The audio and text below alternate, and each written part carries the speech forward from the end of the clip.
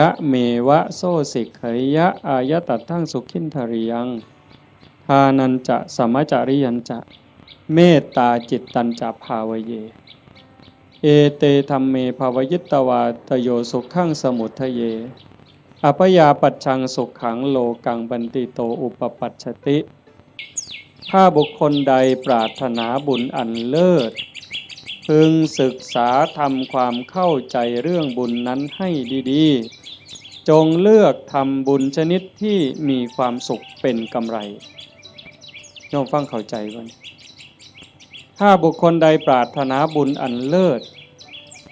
จงศึกษาทำความเข้าใจเรื่องบุญนั้นให้ดีๆจงเลือกทำบุญชนิดที่มีความสุขเป็นกำไรคำว่าบุญอันเลิศคือบุญประเสริฐดีงามประเสริฐเลิศเลิศก็แสดงว่าต้องมีสิ่งที่ตรงกันข้ามนั่นคือบุญกระจอกบุญกระจอกบุญบ่พอสิได้ประโยชน์ไปเย้าก็เอิ้นว่าบุญคือกันอยู่บุญกระจอกเป็นบุญชนิดที่มีความทุกข์เป็นกำไรเป็นบุญนอกคำสอนพระพุทธเจ้า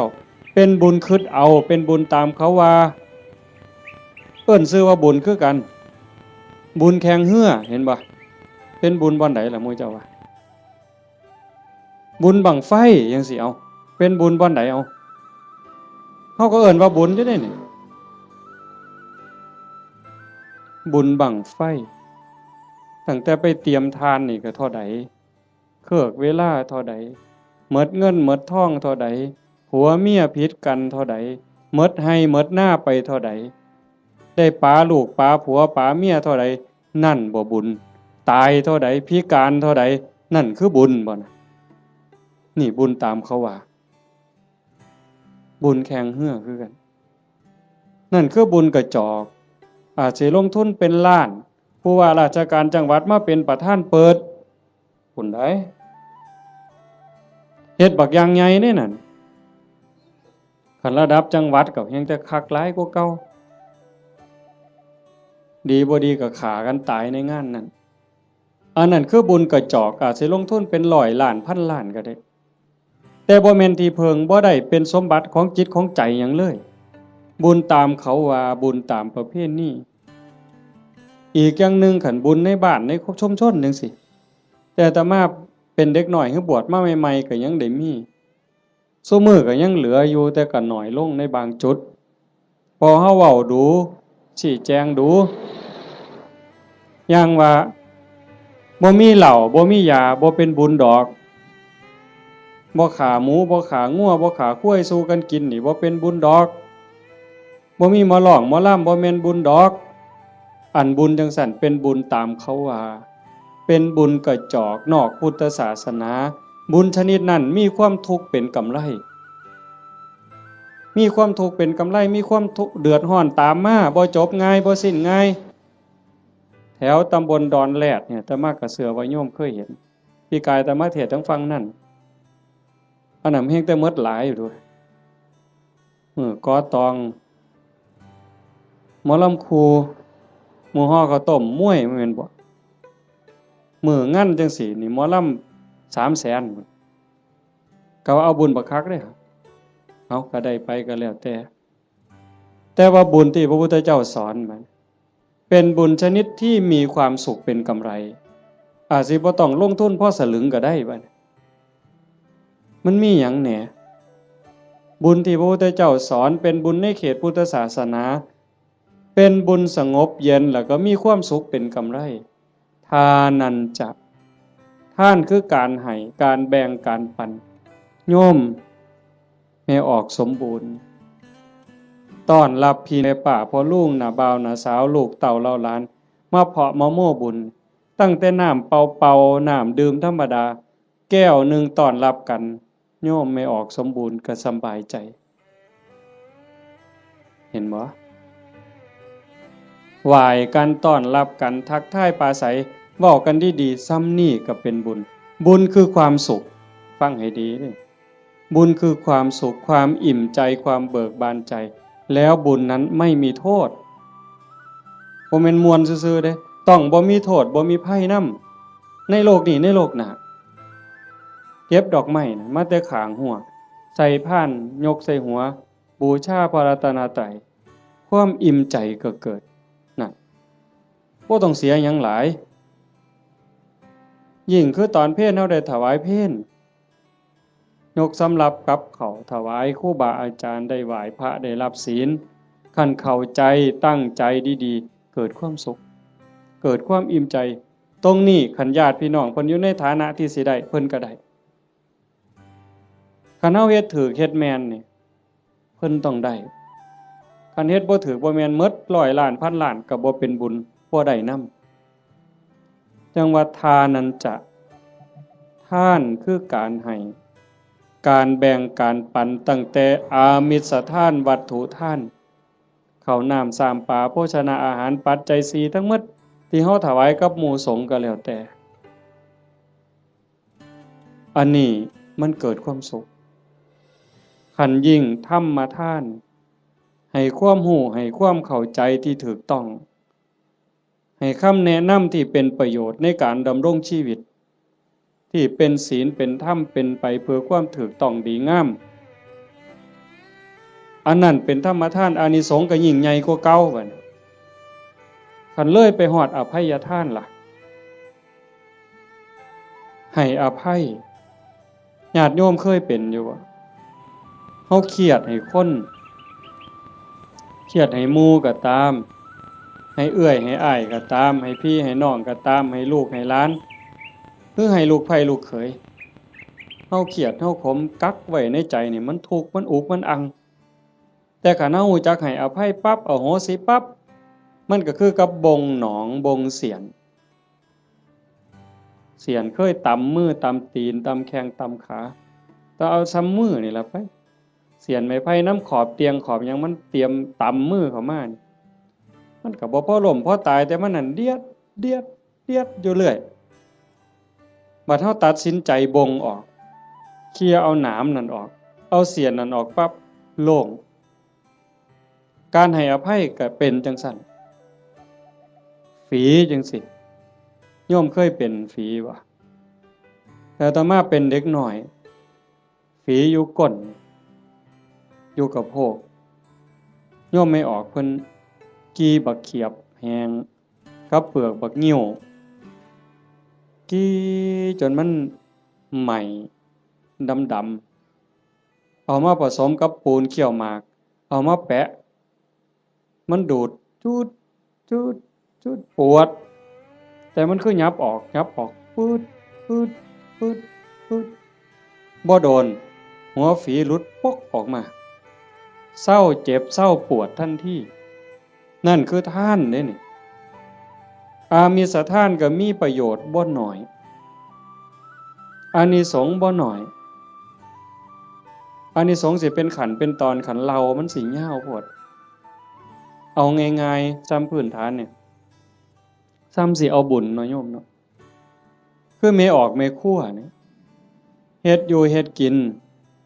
คือมาจังซี่ล่ะโจมปลาเขาพระน้ำสู้กันกินแล้วบัดกินแล้วสิเอาถ้วยเอาซ้ำไปล้างคันเมคั่วเข้าใจจักน้อยสิเอาบุญเนี่ยเศษอาหารนี่เคลียร์ลงขยะแล้วมีแต่คราบไขมันคราบน้ำแกงเอียงต่างๆที่มันติดอยู่กับถ้วยกับจานแม่ครัวเอาน้ำเทใส่แล้วก็มือลูบในแก้วในถ้วยในจานนั่นแล้วก็คิดในใจก่อนสิเทน้ำลงดินโอ้ยน้ำเศษอาหารรสชาติอาหารติดอยู่กับน้ำนี่เทลงไปในดินให้สัตว์อาศัยในดินมันได้กินเด้อพวกขี้ไก่ดักไก่เดือนไก่มันได้กินแล้วไก่มันอยู่ดีมีแห้งสุขกายสุขใจเด้อแล้วเทลงไปปุ๊บซ้ำนั่นพระพุทธเจ้าว่าเป็นบุญที่นับประมาณไม่ได้แค่นี้เด้อโยมเพราะท่านได้เป็นหยังย้อนได้นี่เป็นบุญหลายจนนับประมาณบ่ได้ซ้ำเฮานับบ่ได้แล้วว่าฝนตกเนี่ยมันจักเม็ดแม่น้ำมูลแม่น้ำโขงแม่น้ำเจ้าพระยาหรือน้ำในทะเลเฮานับบ่ได้ว่ามันจักซ่อนจักแก้วจักขวดจักลิตรจักแองจักโอ่งเฮาบ่สามารถจะนับได้เพียงแค่เฮาเทน้ำล้างถ้วยล้างจานลงในดินแต่เจตนาให้พวกเชื้อโรคพวกขี้ไก่เดือนให้มันได้กินซ้ำนี่ก็บุญมหาศาล พระพุทธเจ้าเพิ่นก็ยังไล่ขึ้นมาจากสัตว์เดรัจฉานร้อยเทื่อพันเทื่อก็บ่สู้ให้คนขี้เมาคนบ่มีศีลบ่มีธรรมตีหัวหมาด่าแม่คนคันให้พวกนี้เทื่อเดียวก็ได้หลายกว่าให้สัตว์เดรัจฉานร้อยเทื่อพันเทื่อให้คนบ่มีศีลบ่มีธรรมจังสันร้อยเทื่อพันเทื่อก็บ่ได้บุญหลายเท่าให้โยมผู้มีศีลหาเทื่อเดียวเพราะว่าคนมีศีลมีธรรมมันสิเฮ็ดโลกนี่สงบร่มเย็นแล้วก็เป็นประโยชน์นำกันอีกให้คนผู้มีศีลหาร้อยเทื่อพันเทื่อก็บ่ได้บุญหลายเท่าให้ผู้มีศีล8พอใหญ่แม่ใหญ่เฮาไปจำศีลอยู่วัดในมื้อวันพระวันศีลหรือมีงานปฏิบัติธรรมไปนุ่งขาวห่มขาวนั่นล่ะเป็นเนื้อหน้าบุญผู้ศีลหาบริสุทธิ์ร้อยเทื่อพันเทื่อก็บ่ได้บุญหลายเท่าให้ผู้มีศีล8เทื่อเดียวให้ผู้มีศีล8ร้อยเทื่อพันเทื่อก็บ่ได้บุญหลายเท่ากับให้เน้นน้อยผู้เดียวได้บัดเน้นน้อยศีล10เด้ให้เน้นน้อยศีล10ร้อยเทื่อพันเทื่อก็บ่ได้บุญหลายเท่ากับให้พระภิกษุศีล227เทื่อเดียวให้ผู้พระภิกษุเนี่ยศีล227ร้อยเทื่อพันเทื่อก็บ่เกิดบุญหลายเท่ากับให้นักบวชนอกศาสนาที่เขาฝึกฝนอบรมบ่มจิตบ่มใจจนคมราคะความรู้สึกระหว่างเพศขาดสะบั้นลงแล้วไล่ขึ้นมาอีกเป็นเก่าชั้น10ชั้นบ่ไล่ดอกจนฮอดพระพุทธเจ้าจนฮอดสงฆ์ที่มีพระพุทธเจ้าเป็นประธานอานิสงส์ก็หลายขึ้นหลายขึ้น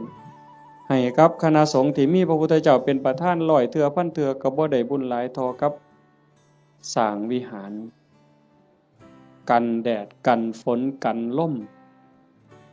สร้างวิหารร้อยหลังพันหลังก็บ่ได้บุญหลายเท่ากับให้ธรรมะเห็นบ่บัดนี้ตัวนี้บ่เสียหยังแล้วเด้บัดบ่สู้ให้ธรรมะเป็นท่านในความรู้ให้ความเข้าใจอย่างว่า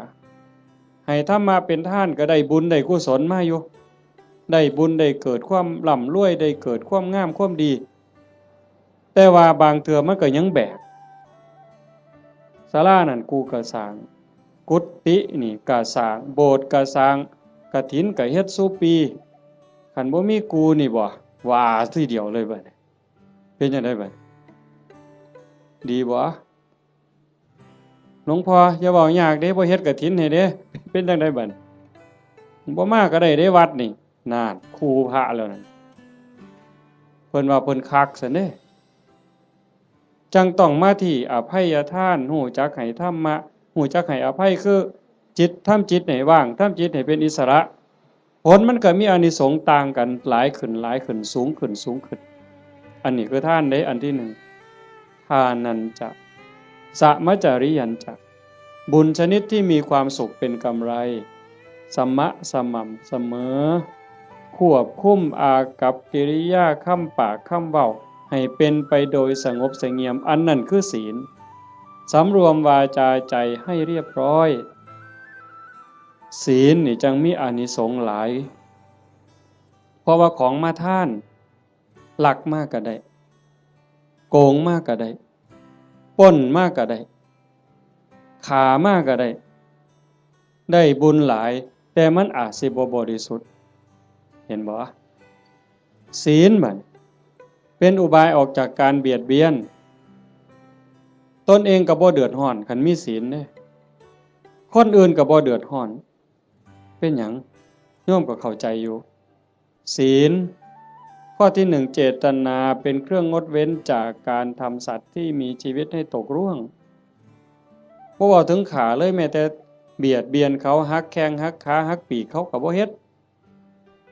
ให้เขาผากพ่อผากแม่ผากลูกก็บ่เฮ็ดมันเป็นทุกข์มันเดือดร้อนคันเฮามีศีลข้อที่1โลกทั้งใบก็สงบบ่มีผู้ใดย้านไผสิทำอันตราย2ทรัพย์ที่ดินที่ดอนเงินทองแก้วแหวนของผู้ใดผู้ใดก็ฮักของผู้ใดก็แพงเขาก็คือเฮาเฮาก็คือเขาชีวิตและทรัพย์สินกันว่าข้อที่1อีกจักหน่อยร่างกายอย่าว่าแต่มาเข็นมาขาเถาะทุบตีก็บ่เอาไปเอามานี่ไม่ออกพอออกเคยเป็นบ่หมอสิฉีดยาป้องกันโรคป้องกันภัยเขาสิฉีดวัคซีนบ่ให้เฮาเจ็บเฮาป่วยบางเทื่อก็เจ็บบ่ให้เขาฉีด ตั้งแต่ไปโรงเรียนนี่ครับว่าหมอสิฉีดยามื้ออื่นนี่ห้วยข่อยไข้ลดแล้วข่อยบ่ไปแล้วเห็นบ่นั่นคือชีวิตเขาก็คือเฮาคือเขาทรัพย์สินสมบัติคือกันข้อ3ลูกหลานผัวเมียพี่สาวพี่ชายน้องสาวน้องชายผู้ใดก็คือกันผู้ใดก็ฮักผู้ใดก็หวงญาติพี่น้องของเจ้าของสามีภรรยาลูกหลานเจ้าของคันเฮาเห็นอกเห็นใจกันจังซี่คันบ่ได้แต่งการแต่งงานบ่แม่นว่าเฮาฟังคือตื้นๆเข้าใจกันเพิ่นๆว่าศีลข้อที่3นี่ไม่ให้ล่วงเกินสามีภรรยาคนอื่นจริงๆบ่แม่นแต่ผัวเขาเมียเขาเด้ลูกหลานพี่สาวพี่ชายน้องสาวน้องชายคันบ่ทันได้เข้าพิธีแต่งงานสมรสพ่อแม่เขาบ่ทันอนุญาตเฮาไปล่วงเกินเขาก็ผิดศีลข้อนี้หมดข้อ2เจตนาเป็นเครื่องงดเว้นจากการถือเอาสิ่งของที่เจ้าของเขาไม่ได้ให้สิยักยอกสิปล้นเอาลักเอาว่าห้ามลักเดี๋ยวปล้นเอาซะดอกมันสิว่าก็บ่แม่น4เจตนาเป็นเครื่องงดเว้นจากการพูดเท็จเฮาก็บ่อยากให้ไผตัวเฮาบ่อยากให้ผู้ใดมาเว้าให้เฮาผิดอกผิดใจบริวารคือว่าองค์ประกอบที่จะเฮ็ดให้มันผิดให้มันเศร้าหมองนี่นอกจากโกหกแล้วก็ยังมีเว้าส่อเสียดยุยงให้แตกเหล่าสามัคคียุให้ผู้นั้นผิดกับผู้นี้เว้าเพ้อเจ้อไร้สาระหาแก่นสารบ่ได้เว้าคำหยาบคำห้ายคำด่าที่ฟังแล้วเฮ็ดให้ทุกข์ใจเจ็บใจอันนี้ก็ต้องงดเว้นอันนี้เป็นศีลเนี่ยเจตนาเป็นเครื่องงดเว้นจากการดื่มเสพเครื่องดองของเมาเฮาก็สิคิดว่าแต่บ่กินเหล้าอย่างเดียวบ่ให้กินเหล้ายาม่าสูบได้บ่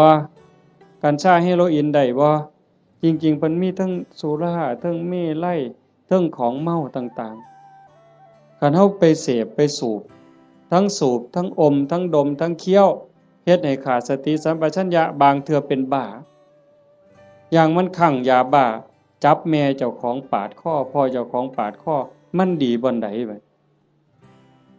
คันเฮาเฮ็ดได้จังซี่มันก็เป็นเครื่องคุ้มครองบ่เบียดเบียนตนเองบ่เบียดเบียนผู้อื่น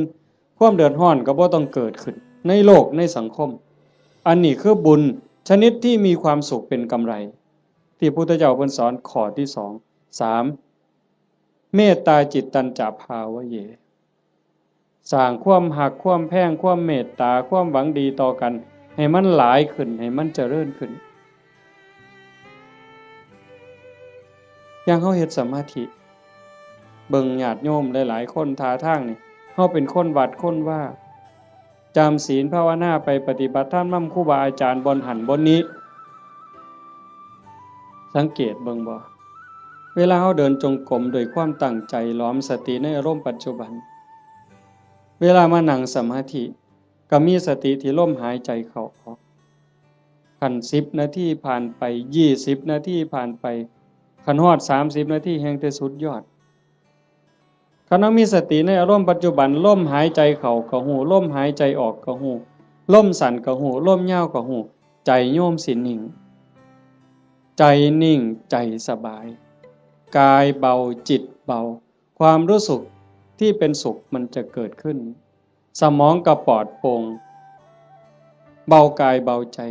ความคิดอันดีอันงามเกิดขึ้นมาคันมันหลายไปกว่านั้นอีกสงสารคนรู้โตนคนบ่เอาแต่ว่าคนที่ฮักกันแพงกันเด้แม้แต่คนเป็นครูกรรมครูเวรด่าเฮากลั่งแกเฮาเบียดเบียนข่มเหงเฮาก็สิมีความเมตตาให้เขารู้โตนเขาอีกต่างหากเขาเบียดเบียนข่มเหงฆ่าตีเฮานี่สิเอาโทษเอาเรื่องผู้อื่นสิเอาโทษยุให้เอาโทษจับเข้าคุกเข้าตารางปรับไหมใส่โทษเฮาผู้ถูกตีถูกฆ่าหัวล้างข้างแตกแขนหักขาหักบางเทื่อโอ้ยบ่ว่าหยังดอกรู้โตนมันให้อภัยมันซะเห็นบ่คันคนในโลกมีจิตสภาพนี้ล่ะโยมว่ามีใจเป็นจังซี่ล่ะที่โอบอ้อมไปด้วยศีลด้วยธรรมจิตที่ถูกห่อหุ้มด้วยศีลด้วยธรรม ด้วยความเมตตาต่อกันโลกมันสิเป็นจังไดโยมว่าที่มันวุ่นวายอยู่จังสิย้อนคนขาดศีลขาดธรรมบ่ใส่ใจต่อศีลต่อธรรมก็เลยมีแต่ความเห็นแก่เนื้อแก่ตัวเอาเปรียบแม้กระทั่งเมียเจ้าของบ่ต้องเว้าผู้อื่นเด้เอาเปรียบเมียเจ้าของเอาเปรียบผัวเจ้าของลูกเต้าเอาเปรียบพ่อแม่แน่นอนเลยเลี้ยงมาพาใหญ่ตั้งแต่พูนอุ้มผ้าค่าทองยากปานใดไม่ออกหูดีบ่ต้องจักถามดอกว่าพ่อแม่สิฮักเฮาส่ำใดห่วงใยเฮาส่ำใดโยมถามเจ้าของฮักลูกแต่มื้อใดยายถามจักหน่อยนี่โยมฮักลูกแต่มื้อใดเกิดไสเกิดจากท้องหรือเกิดในท้องบ่ยายว่าเกิดออกจากท้องมาฮักเลยแต่อาตมาเห็นว่าผู้บางคนนี่ส่วนหลายฮักตั้งแต่ว่าลูกมีในท้องว่าตั้งท้องแล้วฮักเลยลุกก็ระวังย่างก็ระวังกินก็ระวังนอนก็ระวังสิกินอันใดลงไปคันถ้าแม่นเจ้าของมักปานใดเคยกินเคยแซ่บแต่คันว่ามันสิเฮ็ดให้ลูกแซ่บลูกฮ้อนหยุดนั่นคือความฮักเด้ฮักตั้งแต่ว่าลูกอยู่ในท้อง9 เดือน10 เดือนคลอดมาก็เกือบล้มเกือบตายเชื่อว่าทุกคนนี่มือออกลูกนี่บ่มีผู้ใดม่วนปานใดดอกเทิงห้องเทิงไห้จมให้ผัวซ้ำผู้บางคนเครียดให้ลูกบ่สร้างลูกบ่ว่าฮักตั้งแต่คาท้องบ่ฮู้ซ้ำว่าลูกในท้องนี่มันสิเป็นผู้หญิงหรือเป็นผู้ชายสิพิการบ่สมบูรณ์บ่สิขี้ร้ายหรือสิงามสิเกิดมาทำร้ายเจ้าของบ่สิเป็นคนดีหรือเป็นคนชั่วบ่เกี่ยวกันบ่สนใจเลยฮักอย่างเดียวบัดลูกเกิดมาแล้วเลี้ยงมาลำบากปานใดหมดข้าวจักเหล้าตัวสิใหญ่แต่ละคนหมดเสื้อผ้าจักผืนหมดเงินจักแสนแต่งการแต่งงานให้แล้วบ่เฮ็ดเฮือนเฮ็ดซ่านให้อีกแล้วบ่มีทางออกลูกมากก็มาให้แม่เลี้ยงพ่อเลี้ยงคือเก่าพูดไปหาซื้อขนมกินอยู่กรุงเทพพอหลานมาให้ยายเลี้ยงแทนที่สิได้ลงวัดลงว่าจังหันจังเพี้ยนบ่ค่าหลานยายบางคนก็พะโล้เด้เอาแต่หลานมาอ้างยากแทนที่สิได้เข้าวัดเข้าว่าเตรียมตัวตายเอาบุญให้หลายๆบ่เอาหลานมาอ้างขี้คร้านไปวัดเงินเดือน500ก็ซื้อขนมจนเกลี้ยงบ่ได้ว่าเลี้ยงหลานใหญ่แล้วก็สิไข่ดอกเพิ่นหลานใหญ่มันละออกเลนมาอีกตายเจ้าเสร็จอีกคือเก่าไปบ่รอดเพิ่นว่าเฮ็ดจังได๋บัดนี้สิมาวัดตอนมาอยู่ข้างกำแพงบ่เมื่อเลยมาเทื่อเดียวอยู่เลยเด้อบัดนี้บ่แม่นแนวซั่นบ่เห็นบ่คันเฮาได้พิจารณาอีหลีอีหลอนี่จากทานมาสู่ศีลมาสู่ภาวนาความเมตตาหวังดีต่อกันมันสิเกิดจริงๆการสร้างบุญการเฮ็ดบุญมันมีรายละเอียดหลายโยมตั้งแต่การให้ทานซื่อๆนี่ทานอย่างเดียวนี่น้ำขวดเดียวข้าวปั้นเดียวผักเส้นเดียวก็ตามบุญต่างกันอยู่ที่เจตนาการให้ด้วยความศรัทธาเชื่อในคำสอนของพระพุทธเจ้าบาปมีบุญมีชาติหน้าชาติก่อนมีเชื่อมั่นใจจังซั่นเนี่ยเวลาผลบุญมันออกมาออกผลเฮาสิเป็นคนรวยพร้อมงามพร้อมปัจจุบันก็จิตใจร่ำรวยบุญกิริยามารยาทก็งดงามงามภายนอกงามภายในงามภายในทรงไปสู่ภายนอกเกิดชาติใหม่พบใหม่งามพร้อมรวยพร้อมนี่กันในท่านโดยศรัทธาแปลว่าเชื่อใจหมั่นใจไว้ใจว่างใจ2ให้ท่านด้วยความเคารพในวัตถุท่านเคารพในผู้รับท่าน จะมาเว้าข้างไปตอนต้นมันแล้วแต่ฐานะ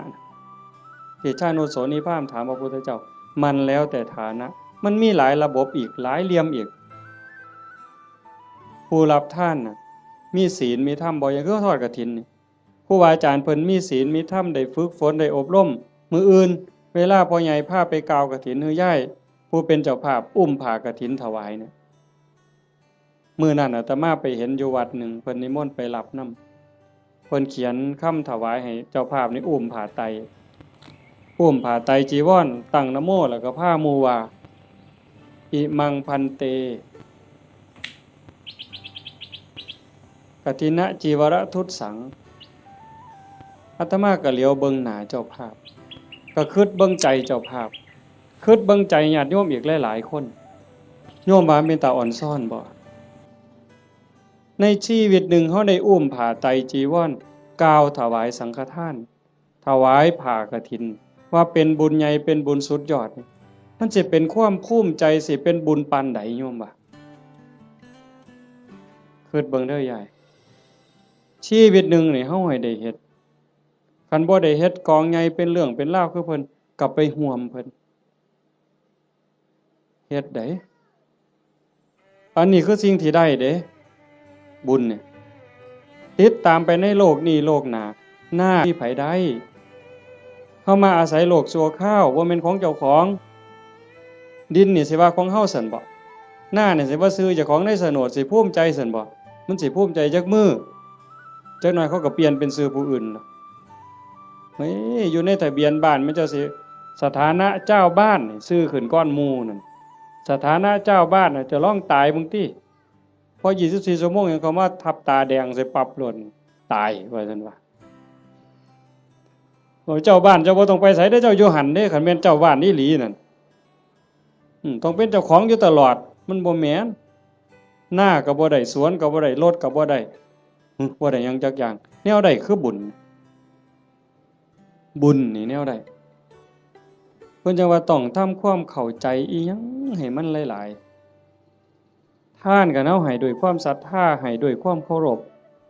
พในผู้รับทานครูบาอาจารย์เป็นผู้มีศีลมีธรรมผู้รับทานเป็นหมู่สงฆ์เฮาถวายเขาสงฆ์เจ้าของเองก็เป็นผู้บริสุทธิ์ย้อนหยังสะอาดย้อนหยังย้อนศีล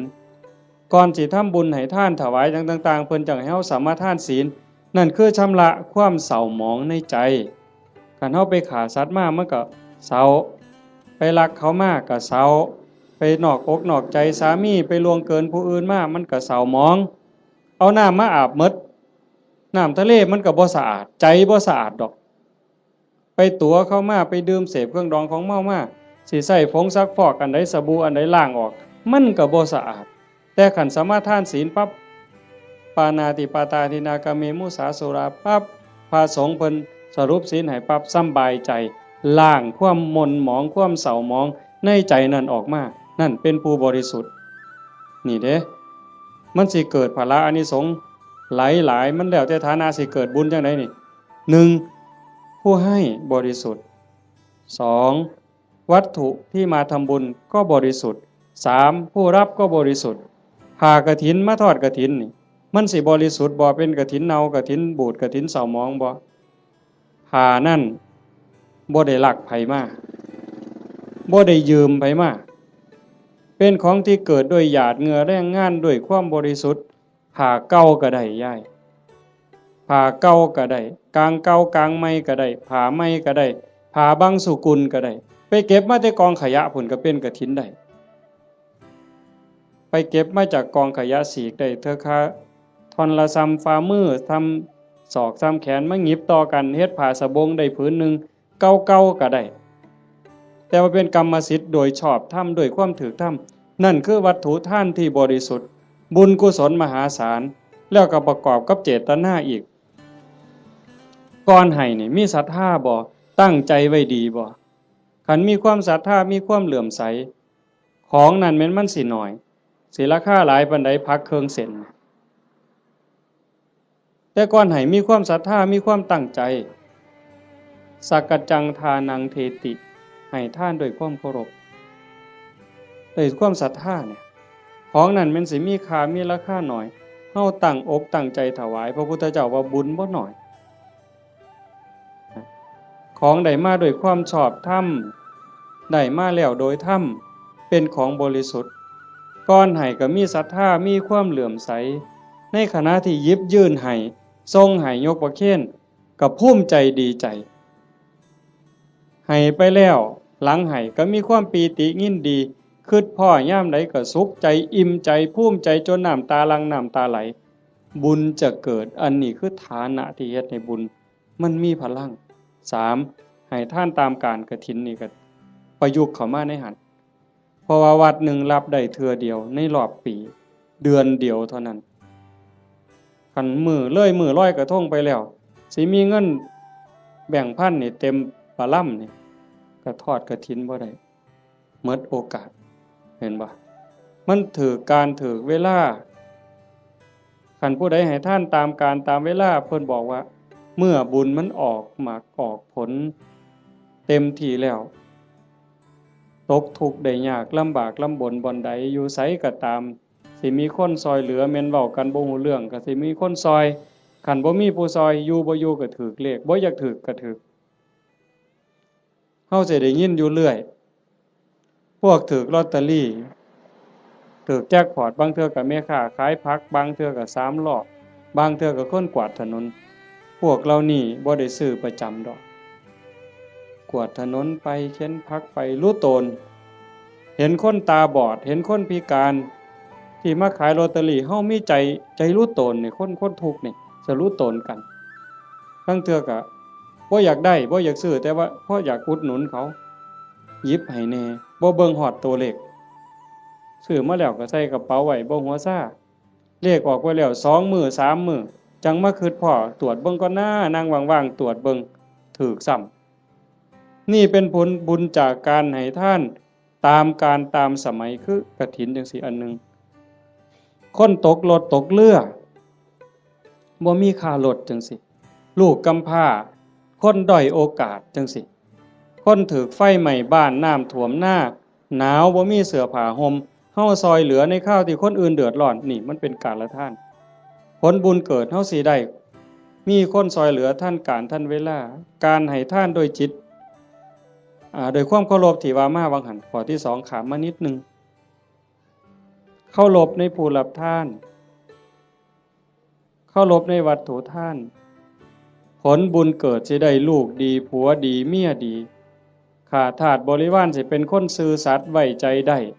วางใจได้มีอานิสงส์หมดเด้4กฐินนี่ก็เข้ามาในนี่อีก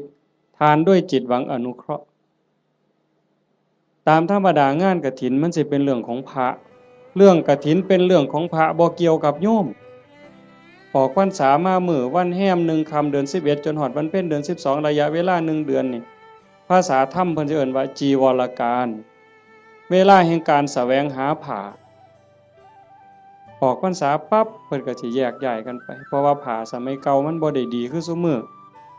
ผ้ามันเปื่อยเป็นฝ่ายอีโป้แม่นบ่พ่อใหญ่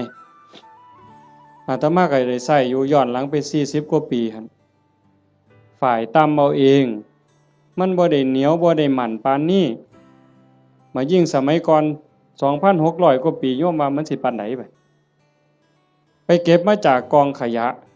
ผ้าห่อศพจังซี่ผ้าเปื้อนประจำเดือนไม่ออกก็ไปถิ่มจังซี่ผ้าไปฉีกก็มาต้มน้ำเลือดน้ำเหลืองออกซักน้ำออกมาเย็บเป็นผืนแต่บัดมื้อนี้ย่ายผู้เป็นเจ้าภาพพร้อมลูกพร้อมหลานเขียนหนังสือว่าสั่นก็ถือพานดอกไม้ไปกราบหลวงพ่อเจ้าอาวาสหลวงปู่หลวงตาครูบาอาจารย์บ่ต้องลำบากเด้อบ่ต้องกังวลเด้อเรื่องกฐินปีนี้ข้าน้อยสิพาลูกพาหลานพาพี่พาน้องเฮ็ดถวายดอกเด้อให้ครูบาอาจารย์สบายใจได้ศึกษาธรรมะปฏิบัติธรรมะมาบอกมาสอนพวกผู้ค้านี่คือการให้ท่านด้วยจิตหวังอนุเคราะห์นั่งเมื่อให้ท่านด้วยจิตหวังอนุเคราะห์จังสี่ผลบุญมันเกิดในเมื่อผลบุญเกิดขึ้นมาปั๊บเพิ่นบอกว่าเฮาสิได้ใช้ได้สอยแต่สิ่งดีสิ่งงามของเหลือเลือกเขาก็เป็นของดีเขาเลือกไปหมดแล้วเหลือไว้อันเดียวเฮาเอามาใช้ก็สิเป็นของดีมีคุณภาพมีความคงทนอันนี้บุญได้เป็นผู้เอาให้ บ่มีพระเจ้าทั้งใดโดนบันดาลบ่มีพระพรหมทั้งใดลิขิตแต่ว่าผลบุญผลกรรมของแต่ละคนที่ตนเองสร้างตนเองเฮ็ดมันสิส่งผลเองนี่ให้ท่านโดยจิตวังอนุเคราะห์กฐินก็ในหันจังว่ามันเป็นบุญหลายฮะให้ท่านโดยการบ่เบียดเบียนบ่เบียดเบียนตนเองบ่เบียดเบียนผู้อื่นก็คือในงานนี่บ่เห็นเหล่าเฮาบ่เบียดเบียนเขาโดยเอาเหล่ามาเกลือเขามันดีซั่นบ่คันด้วยความเข้าใจด้วยความมักก็สิว่ามันดีแต่เว้าด้วยความเป็นจริงโยมก็คิดเบิ่งบัดคันว่ามันดีเลี้ยงเหล่ามันดีนี่ลูกเฮาน้อยๆเอาเหล่ากอกมันเบิ่งสมมุติไปเล่นในบ้านผู้เฒ่าจับเอาเหล่ากอกหลานเฮานี่ยายสิว่าจังได๋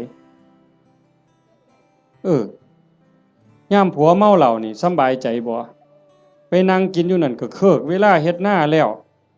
อันนั้นบ่ทันเมาได้แต่นั่งกินอยู่นั่นก็บ่แห้งแล้วเธอเมาล้มป่องงองนอนคาบหญ้ามาเลียปากอยู่หั่นบัดลูกก็อยากอายคนเมียก็อยากอายคนเคิกเวียกไปอีกเป็นมื้อดีบ่ดีทะเลาะวิวาทตีกันหัวล้างข้างแตกขึ้นโรงขึ้นศาลอีกหวยแขนหักขาขาดพิกลพิการลูกกำพร้าเต็มบ้านเต็มเมืองนี่ย้อนเหล้ายังสิว่าดีอยู่อำเภอรัตนะนี่บ่ปานใดดอกเนาะไก่สุรินทร์จักหน่อยคนสุรินทร์ไม่กินสุรายังว่าหมาสุรินทร์เสยอยู่เว้ยแต่ว่าสมือมันเปลี่ยนแล้วเนาะไปอยู่ศรีสะเกษแทนแล้วบัดนี้อันนั้นก็บ่ยอมแพ้คือกันในทางนั้นก็ได้แต่ว่าเฮานี่มันพัฒนามาแล้วโยมเห็นบ่มันบ่ดีเฮาก็จังทำบุญโดยการบ่เบียดเบียน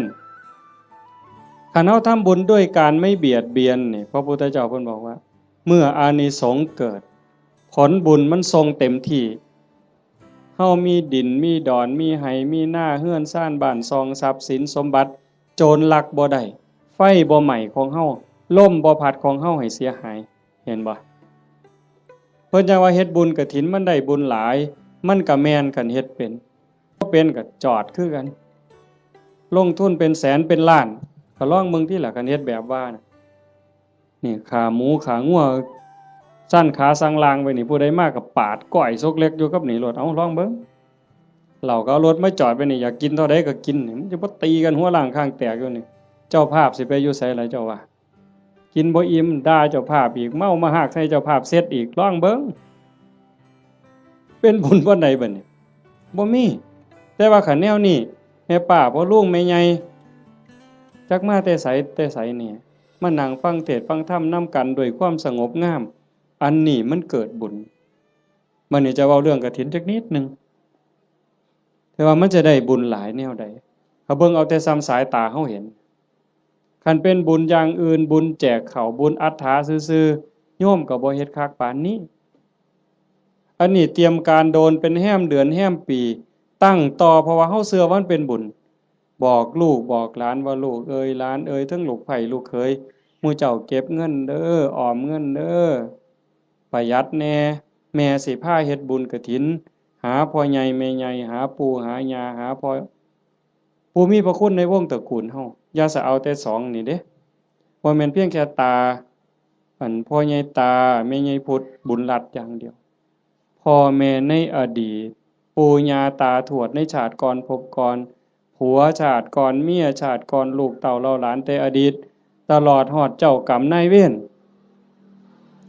เฮาเอาพ่อใหญ่ตาแม่ใหญ่พุทธนี่เป็นหลักแล้วก็ต่อไปฮอดพวกที่เฮาบ่เคยฮู้จักนั่นคือพวกเหล่านั้นเพิ่นอาจจะรอคอยรับบุญรับกุศลที่โยมเฮ็ดอยู่เฮาจะบ่ขี้ทีแฮ่งให้แฮ่งได้อย่าไปเว้าเด้มันเรื่อยๆอยู่แม้แต่อยู่วัดครูบาเขารายการจังซี่หรือไปเทศน์บางหม่องยังมีอยู่ในความคิดจังซี่ว่าคันอุทิศไปให้ผู้อื่นมันสิบ่หมดบ่เพิ่นย้านบุญเพิ่นหมดเฮ็ดแล้วต้องเอาผู้เดียวคันกรวดน้ำอุทิศไปมันสิหมดบ่เพิ่นย้านบุญหมดจริงๆมันบ่หมดยิ่งให้ยิ่งได้ยิ่งให้ยิ่งหลายเฮาเบิ่งคือเฮาเตรียมกฐินผูกผ้าเตรียม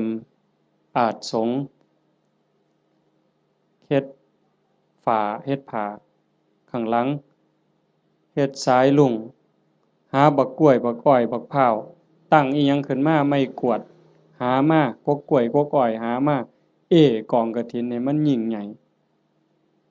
คุ ความตั้งอกตั้งใจจังซี่มันก็ก่อให้เกิดบุญพอเฮาเฮ็ดด้วยศรัทธาเฮ็ดด้วยความเคารพเฮ็ดด้วยความตั้งใจนี่อานิสงส์มันหลาย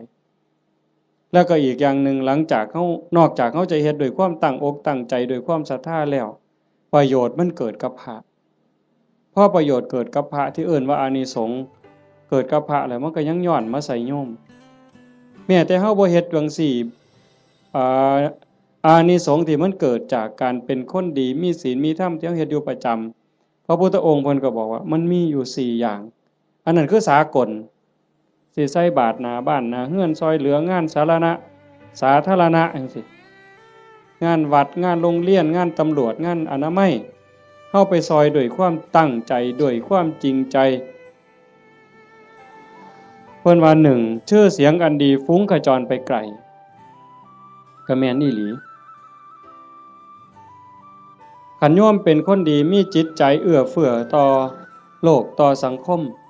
1ชื่อเสียงอันดีฟุ้งกระจรไปไกล2คนดีย่อมคบหาดีดูดดีชั่วดูดชั่วพวกเล่นไพ่มันก็บ่ได้บ่ติดประกาศผู้ใหญ่บ้านบ่ได้ประกาศเอิ้นเด้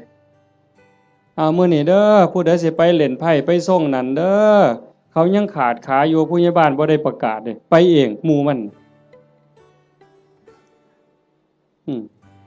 สิกินเหล้าก็บ่ได้เอิ้นประกาศมาเด้อตอนนี้มาแล้วเหล้าขาวก็มาแล้วเหล้าสีก็มาเบียร์ก็มาหมดทุกยี่ห้อฟ้าวมาบ่ได้เอิ้นไปเองมันดูดกันไปดีดูดดีชั่วดูดชั่วอันซุ่มไปวัดปฏิบัติธรรมนั่งสมาธิอันนี้ก็บ่ได้ยากคือกันไปแล้วบ่เฒ่าพร้อมแล้วบ่โทรศัพท์ถ้าค่อยได้เด้อไปโลดเห็นบ่อันนี้คือกันอานิสงส์ของคนเฮ็ดคุณงามความดีชื่อเสียงอันดีฟุ้งกระจรไปไกล2คนดีย่อมคบหา3เป็นที่รักของมนุษย์และเทวดามนุษย์คือผู้มีใจสูงใจดีใจงามมีศีลหาเต็มเปี่ยมมีกุศลกรรมบท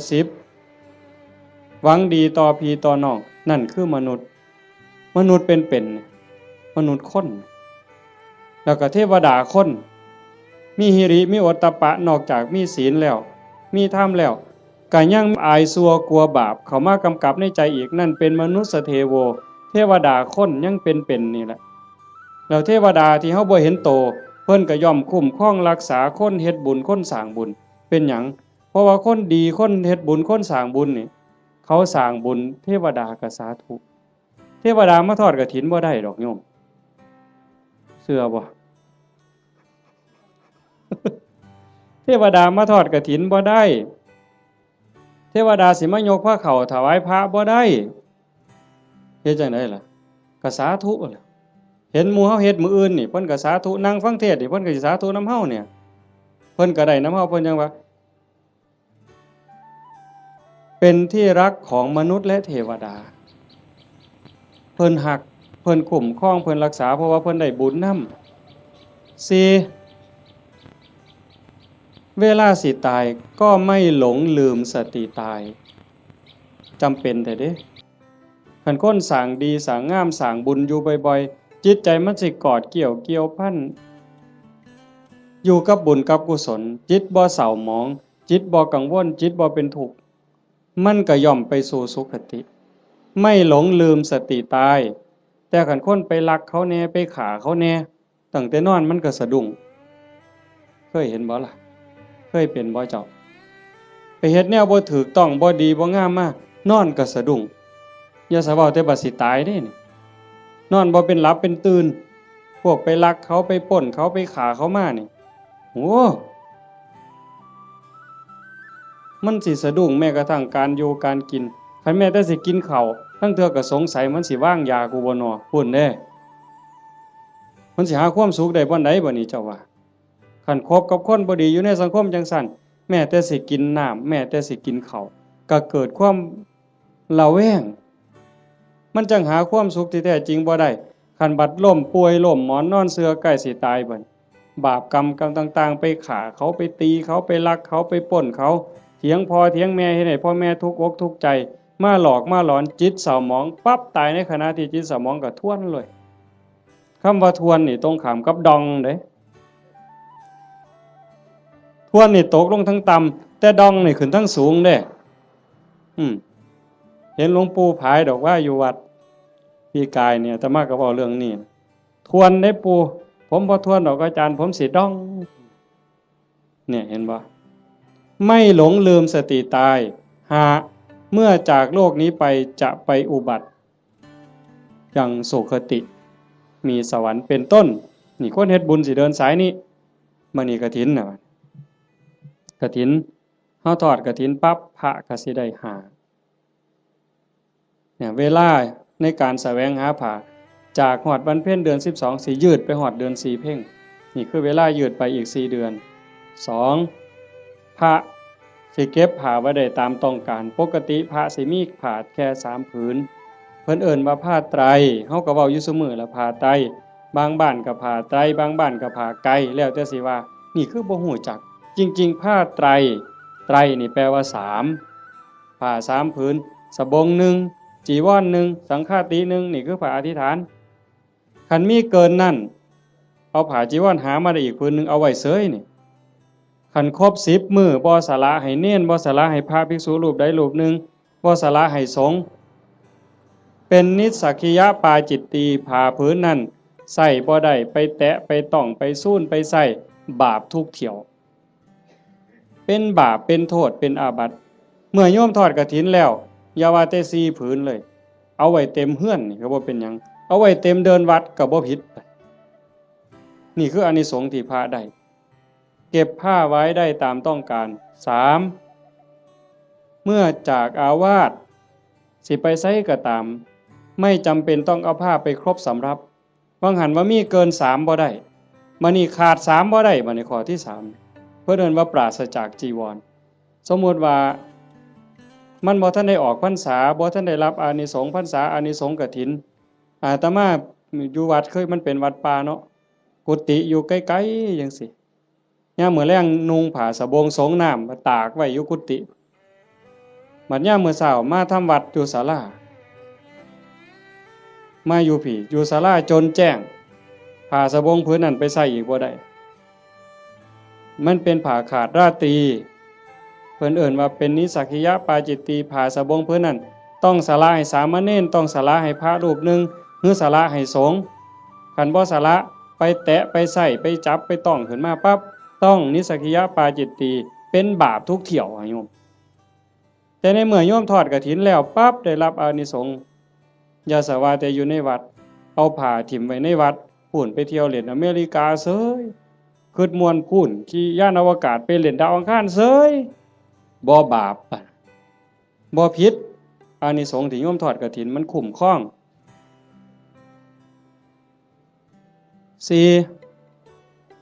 ฉันคณะฉันเป็นวงได้ฉันปรัมประฉันดูได้ที่จริงพระพุทธเจ้าเพิ่นขอร้องให้พระนี่ฉันในบาตรมันบ่ยากกับผู้อื่นแล้วก็ฉันเทื่อเดียวเฮาบ่ได้ทำให้ทำหน้าบ่ได้ไปแบกไม้ง่ายต่อหากินเองบ่ได้กินดูหลายโยมเขายากเมืองสิซะ ออกซื้ออาหารบ่ได้จังซี่แต่เมื่อโยมทอดกฐินแล้วปั๊บก็สามารถฉันเป็นกลุ่มเป็นวงได้เพราะว่าเฮ็ดผ้ามันอาจจะบ่แล้วง่ายในเวลาจังซี่จังน้อยก็แล่นไปจูไฟเพราะมันบ่มีสีสำเร็จเด้ฟักบักมี่หาฟืนมาไว้พ่อใหญ่สิเคยเห็นแต่ก่อนนั่นบ่ย้อมเปลือกไม้ย้อมหากไม้ย้อมแก่นไม้เขี่ยวไว้จังซี่กำลังฉันอยู่ไฟอ่อนไฟสิมอดก็ออกไปจูไฟมาฉันอีกก็ได้จังซั่นน่ะเพิ่นว่าสิฉันจักเทื่อก็ได้แต่ว่าอย่าเกินเที่ยงคันพอทอดกฐินแล้วก็เป็นแบบนั้นบ่เป็นโทษพอที่5น่ะที่พระได้ลาภสักการะที่เกิดขึ้นคือของเอากองกฐินไปถวายมื้ออื่นเป็นของพวกเธอที่จำพรรษาในอาวาสนั้นพระในวัดบ้านเฮานี่วัดอีหยังบ้านวัดค่ำศรีบ่วัดค่ำศรีบ้านบึงพระที่จำพรรษายังวัดค่ำศรีบ้านบึงนี่เป็นผู้ได้รับของทั้งหมดเนี่ยเจ้าคณะจังหวัดสุรินทร์มันร่วมนำหรือสิสมเด็จสังฆราชมาร่วมรับกฐินนำมื้ออื่นก็บ่ได้ดอกโอ้ข่อยเป็นสังฆราชเด้อผ้าพื้นนี่ข่อยสิเอาดอกถูกใจแท้ๆบ่ได้เด้โยมบ่ได้นอกจากพระวัดเฮาสิตกลงปรงใจ ถวายจังสิได้เป็นของภิกษุที่อยู่ในวัดเราโยมได้หาขอจำได้หรือตัวพระได้หาขอไหม1เวลายืดไปหอดเดือน4แม่นบ่2เก็บผ้าไว้ได้ตามต้องการ3ไปปราศจากจีวรก็ได้4ฉันคณะฉันปรัมประออกชื่อโภชนะได้เพิ่นจังเฮาสิได้ยินครูบาอาจารย์เพิ่นบอกเรื่อยๆว่านิมนต์ฉันเพลนิมนต์ฉันจังหันบ่แม่นอาจารย์นิมนต์ฉันตำบักหุ่งบ่ได้อาจารย์นิมนต์ฉันต้มปลาอันนี้ก็บ่แม่นนิมนต์ฉันข้าวอันนี้ก็บ่แม่นคันรับกฐินแล้วก็ได้อยู่จังซี่นะแต่เฮาก็บ่จำเป็นก็จักสิไปว่าเฮ็ดหยังเนาะก็แล้วไปดอกบัดนี้โยมได้หยังมา1อายุยืนผู้ทอดกฐินผู้ร่วมไปอนุโมทนากฐินสิได้ประโยชน์คืออานิสงส์1อายุยืน